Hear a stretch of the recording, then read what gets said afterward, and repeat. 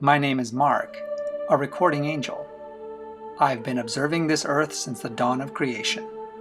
The Most High has asked me to share my recordings with you. The following are my records of Earth's earliest patriarchs and prophets, collected in this book, Survivors of the Dark Rebellion, God's Heroes from Adam to David.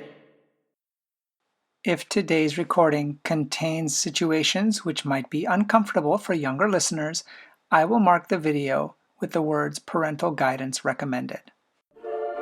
Chapter 6, Part 3, Asenath. It had been 2 years since the conspiracy trials. Asenath continued to travel with her father, though her older servant, Senatenpu, sometimes stayed in their home in On. She had been a faithful servant for years, and now her health was failing. Even though Asenath reduced the woman's duties, the young woman's father still made sure the servant was well taken care of.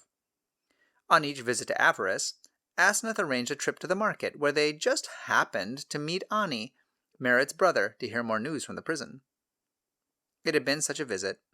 Asenath was lying on her bed in her palace apartments, trying to go to sleep.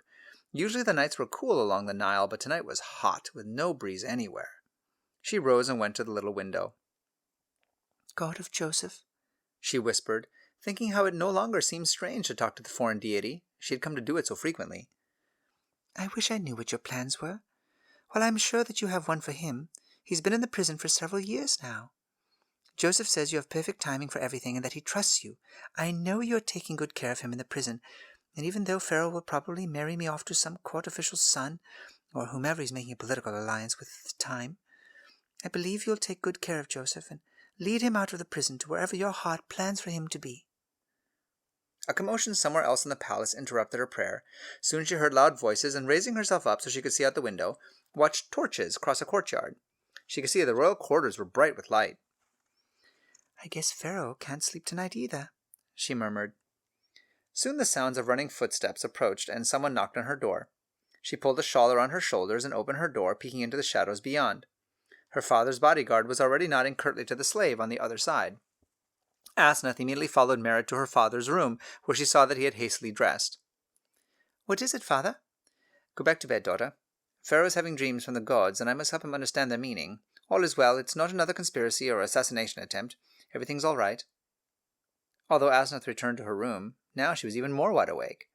She stared up through the little window at the top of the wall. What kind of message would Pharaoh be receiving that he could not understand himself? After all, he was Horus incarnate on earth, a god, and able to understand the words of the other gods. Suddenly an idea struck her. If father and the other priests could not give the king an interpretation, perhaps Joseph could. "No," she thought, "what a silly idea. They won't listen to someone in prison. Yet perhaps—" She paced back and forth. It was several hours before she finally fell into a restless sleep. Asenath woke up tired and with a headache. When she joined her father for breakfast, he looked even worse. "It turned out to be a short night, didn't it, father?" "Yes, a terrible night." "Did you help Pharaoh get back to sleep?" "No," he said curtly. "You weren't able to tell him the meaning of his dream?" "No." "Was anyone else able to?" He stared at her. "What makes you so full of questions this morning?" Asenath looked at her melon chunks on her plate and pushed them around with her finger. She wasn't hungry. "My slave has a brother who works in the prison," she began. "Yes," he snapped. "Well, the butler and the baker had dreams in prison, and the supervisor of the prison there was able to interpret them for them." "Really?" he said, totally uninterested as he glanced at an open papyrus scroll next to him. "So you're wanting me to buy him as a slave for you too?" Asenath laughed. "Of course not." She kept only a female slave, though they had male slaves back at their home in On. "No, but I was thinking that since both of his interpretations came true, Pharaoh might ask him about his dream." "Enough of this impertinence!" her father roared, slamming his fist down on the scroll. "If I, the high priest of Ra, and all the other priests of all the other gods of Egypt were unable to interpret Pharaoh's dream, why would you even suggest some slave from the prisons?" "He's in charge of the whole prison." Then he seemed to calm himself. "I'm sorry, Asenath," he said less loudly. "I didn't mean to shout at you, but sometimes the things you say are just ridiculous." He glanced at his food. "I'm not hungry." He strode from the room. Asenath put her head in her hands. "I tried," she whispered.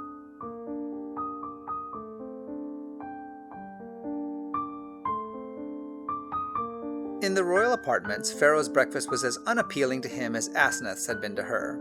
Though I stayed with Asenath, for she was my charge, I was able to hear much more acutely than humans were. "This wine tastes sour," Pharaoh shouted, flinging his cup on the floor and splattering the butler with the juice. "Your Majesty, I'll bring you some other wine immediately." "Forget it," the king growled. "I don't want anything. I have things to do today. Leave me." The butler, trembling, glanced back and forth rapidly from the pharaoh to the door. Should he speak, or should he run? He spoke. "I had a dream in prison," he said, "before you heard my case and graciously set me free and restored me to office." "Did you now?" Pharaoh said curtly, but with a shred of interest. "What did you dream?" "The dream was not as important, my lord, as the interpretation. There is an interpreter of dreams in the prison who told me not only the meaning of my dream, but also that of the baker." "He interpreted dreams for a traitor who planned to kill me? Who is this villain?" The butler bowed low. "No, my lord, he's no villain. He told me that in 3 days I would be acquitted and set free and restored. Then he foretold the baker's death, and even the method of execution. And all of these things happened just as he said." He had Pharaoh's total interest now. By this time Potiphar, the chief of the king's guards, and Potipharah, the high priest of On, had both entered the royal apartments. "Listen to this," Pharaoh said, commanding the butler to repeat his story. Both men's eyes widened as they listened, and both turned pale. "You know of this man?" the priest of On whispered to the chief of the king's guards, who also had charge of the prison. Potiphar nodded. "Yes, he was my slave. He was the manager of my estates. I had him imprisoned. It was a very bad situation, though I'm certain he was innocent, and this is very awkward." The high priest of On nodded. "That it is, especially as I recall from the things I have been told, this man does not worship any Egyptian gods." The chief of the king's guard shook his head. "No, he worships some desert god." "So if none of us could interpret the dream, and he does, this could cause the priesthood some problems too." Both men turned to their ruler to give him their opinions, but it was too late. "Have him brought to me at once," Pharaoh said. "No, have him bathed and shaved. Let him interpret the dream not as a barbarian, but with dignity if he can. If he can interpret it at all. We will wait." The two officials' eyes met and their jaws clenched. They dreaded the difficult day ahead of them.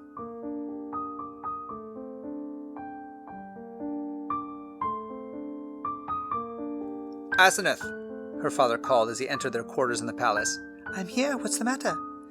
"Repeat to me again what you told me at breakfast about the young man in the prison. Tell me everything you know about him." Asenath paled, but she and her father sat down. She related everything she could remember, the story of his family, of the massacre at Shechem, and of his brothers selling Joseph into slavery. Her father nodded. "All this fits with the other information I've received about this man. So he interprets dreams accurately?" "Yes, but he says that the one God gives him the interpretation." "Whatever.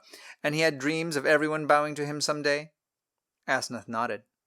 "I believe this dream is about to come true. And if it does, there may be serious problems for us."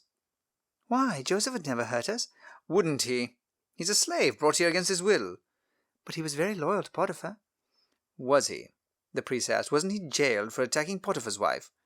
"But he didn't do it," she protested. The priest of On paused for a moment. "You're probably right. I'm afraid this will be an interesting day. Come with me back to the court."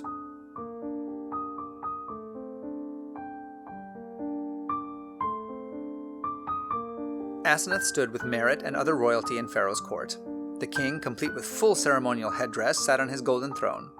Potipharah, the high priest of On, and Potiphar, captain of the guard, stood next to him. Everyone waited in silence.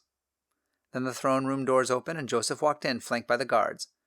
Pharaoh was too impatient to deal with the usual formal greetings. "My butler tells me you interpret dreams correctly."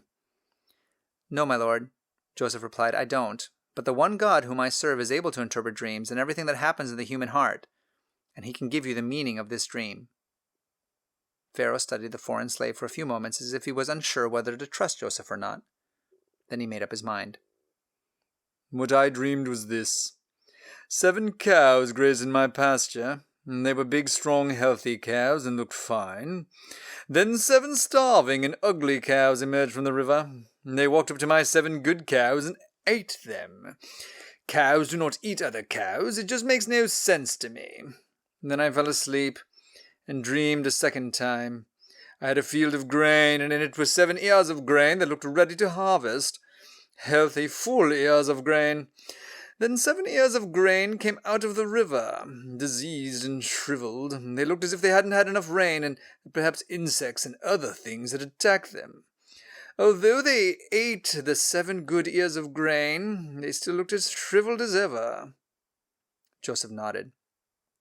Well, Pharaoh said after a pause, what does it mean? Every eye focused on him and Joseph. It seemed that everyone in the court was holding his or her breath. The 2 Potiphars watched in anxious silence. Asenath's heart felt as if it was pounding in her throat. Merritt, pale, bit her bottom lip. "The one God says this dream has been sent you as a warning," Joseph said at last. "Right now you have prosperity in Egypt. Your cattle are healthy, your crops are good, and no one is hungry. This will continue for 7 years. After 7 years, there will be a terrible famine that will also last 7 years. The one God is sending you this warning because he cares for you and the people of Egypt." Pharaoh thought for a moment. What does he want me to do? Joseph paused, then said, "It would be wise to appoint someone to prepare for this time. You could impose a tax, say 20% of the crops, and have them brought to central storehouses. This person should oversee construction of appropriate storage bins, perhaps building them far enough from the Nile so that its annual flooding will not affect them, but close enough that the grain can be shipped by boat to different parts of Egypt during the famine. If you construct storage areas close to the quarries and line them with plaster, they should stay dry, and once sealed, rodents and robbers would not be able to get to them as easily. The person overseeing them could then accept the grain taxes from the people for the 7 years. The people also should be told to store grain on their own farms. After the 7 years of plenty, Egypt will have a huge amount of grain in storage belonging to you, O king. Then when your people are hungry, you can sell them grain and they will not starve. Egypt will be strong. The famine will also be in the other nations surrounding you, and they will come to you for food." The king seemed lost in thought. Not only would Pharaoh be able to take care of his people, he said finally, but it would also strengthen Egypt's position among surrounding countries. "One is always blessed this way when one follows the plans of the one God," Joseph said. The captain of the guard and the priest of On's eyes widened, but they said nothing. Again Pharaoh thought for a moment, then started to laugh. We have many gods in Egypt, but today it seems your God cares more about my kingdom than any of the rest of them. The priest of On bit his lip. You may tell your God that I appreciate his warning. I shall do as he suggested. Now, I need to appoint a man to oversee this project. Joseph bowed and turned to leave. Pharaoh commands that you stay. Looking less confident, Joseph again faced the king. Both Potiphar and Potipharah had broken into a cold sweat, and now Joseph looked as uncomfortable as they did. The king stood and strode across the room toward Joseph. I appoint you, he suddenly announced. You obviously have the ear of the one God. I understand from the stories my servants tell that you are gifted in administrative skills. He turned to his chief of security. And that you made Potiphar a rich man. Joseph seemed to be studying his left big toe carefully. Potiphar, chief of the king's guard, wiped his forehead nervously. Well? Yes, your majesty, Joseph answered. Is this not true? The king turned to Potiphar. Yes, my lord. The king pulled off his signet ring with a large scarab on it and handed it to Joseph. Put this on. Joseph, you are second in command in my entire kingdom, answerable only to me. You will do all these things as your God suggested, and will manage Egypt for me. I have many responsibilities for my people. This will give me an opportunity to deal with them while you prepare the country for the coming famine. Pharaoh reached behind his neck and undid the clasp of the heavy jewel-studded gold collar he wore. This is for you too, he said, handing it to a guard who fastened it on Joseph. The former slave stood in stunned silence. For the time being, you will live here in the palace until we can arrange for a suitable home for you. You will receive servants and everything you need, he said. Turning to the chief of his household servants, he ordered, Please see that appropriate changes of clothing and furnishings are supplied to this man, and take care of whatever he requires. Now, you may leave, Pharaoh said. Joseph bowed low, not knowing what to say. As Joseph again started to leave, Pharaoh declared, "One more thing." Joseph paused and looked at him expectantly. Asenath's heart skipped a beat. Would Pharaoh change his mind? She could hardly breathe. "You need a noble wife. I give you Lady Asenath, daughter of the high priest of On."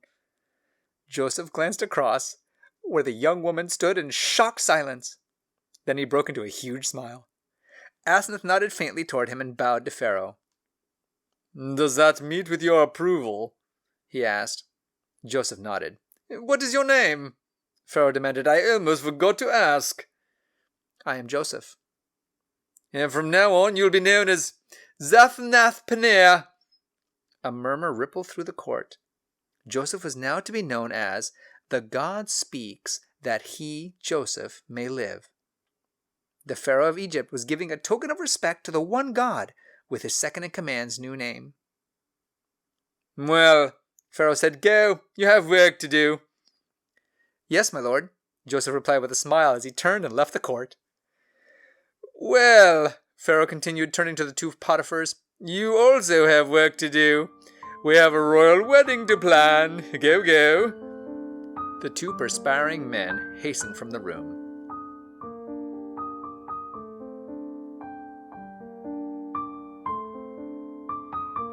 Asenath returned to her quarters in a state of shock.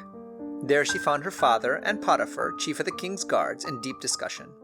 When she entered the apartment, they both stood and bowed. "What?" she started to ask, then realized that as Joseph's wife, she outranked both men. "Oh, sit down, father," she said. "We've got to talk." Both men seated themselves and looked at her nervously. "You have nothing to fear from my—" She blushed at the word. "Husband?" "What makes you think so?" her father asked. "Joseph is a good man. He's fair, and the one God is fair too." The two men looked unconvinced. "Will you come with us to Joseph's chambers? I mean, Zaphnath-Paneah's," Potiphar, chief of security, asked. "We need to find out what he's going to do to us, and I'd rather find out now." "Yes," her father added. "At least we can do this with dignity." Asenath suddenly realized that they were looking to her for protection. "Let's go," she said, leading the way. "The one God has taken care of everything else. He'll be merciful to us, too," she said softly. I smiled to myself and followed. The Almighty One was saving not only the children of Abraham, but the people of Egypt as well. His desire was to save and protect all his human children. But the children of Abraham would go through some amazing experiences yet.